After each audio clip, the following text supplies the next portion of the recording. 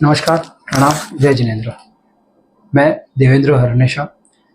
Salary वालों का हमेशा से कंप्लेन है कि हर एक वीडियो सिर्फ व्यापारी के लिए है। सैलरी के लिए कोई वीडियो नहीं है, कोई गाइडेंस नहीं है। सैलरी पे highest amount of the taxes भरते हैं। हर एम्प्लॉय का एक ही कहना होता है कि ईयर एंड के आसपास दुनिया भर का सैलरी जाता है। हमारा 30% स्लैब रेट में सैलरी जाता है।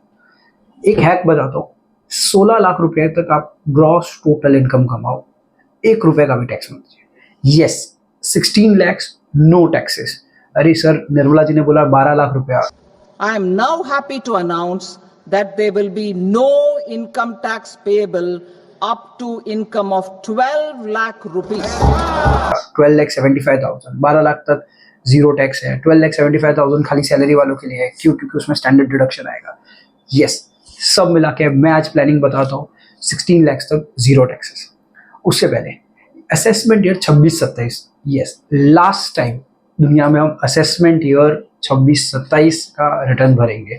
क्यों? ये 1961 का आखिरी रिटर्न है। आगे भी प्रोविजन सेम है सैलरी वालों के लिए, कोई ज़्यादा बदलाव नहीं है।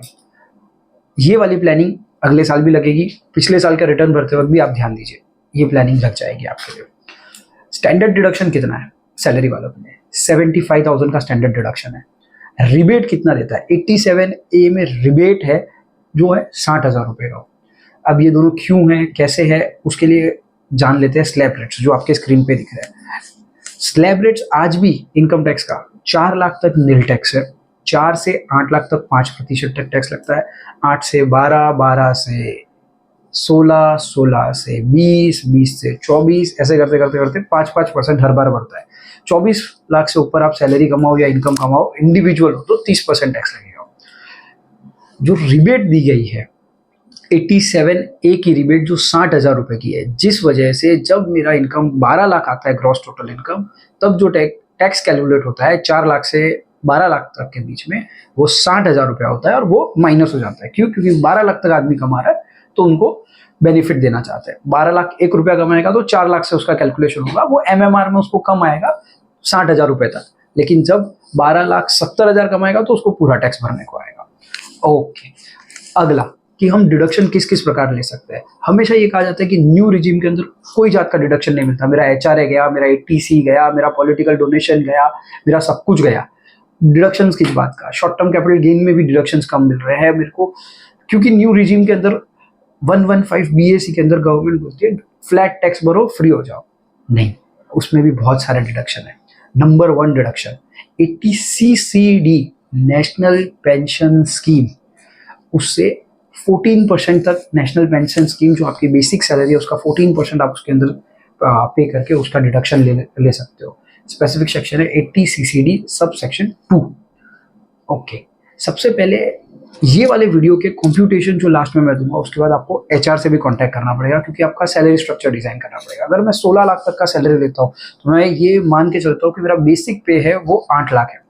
अगर बेसिक पे 8 लाख है तो एम्प्लॉयर प्रोविडेंट फंड और एम्प्लॉई प्रोविडेंट फंड, यानी प्रोविडेंट फंड में एम्प्लॉई का कॉन्ट्रीब्यूशन, प्रोविडेंट फंड में एम्प्लॉयर का कॉन्ट्रीब्यूशन, ये 12% अलाउड है। तो 8 लाख का 12%, 12%, इसका भी मेरे को डिडक्शन मिल जाएगा।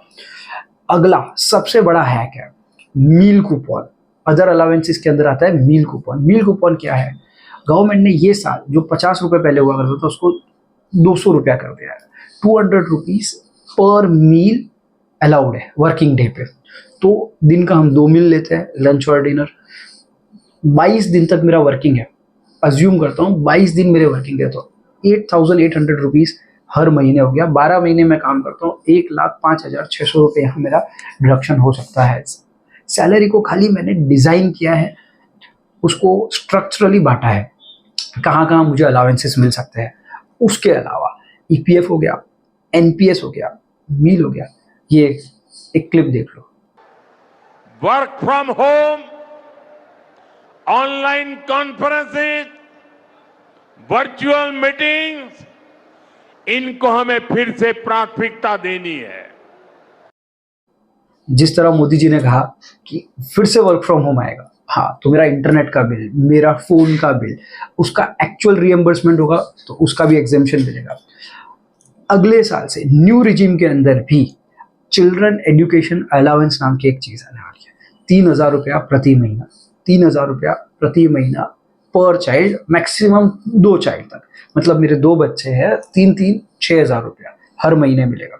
12 महीने से आप मल्टीप्लाई कर लो, उतना माइनस हो सकता है। इसके लिए जो कैलकुलेशन शीट मैंने नीचे डाली है उसमें मैंने 15,000 रुपये का अदर अलाउंसेस लिया है। तो अगर 16 लाख तक आप इस डिज़ाइन के साथ जाते हो तो 1 रुपये का भी टैक्स नहीं भरते हो। अच्छा, ओल्ड रिजिम में मैं कितना टैक्स भर रहा था?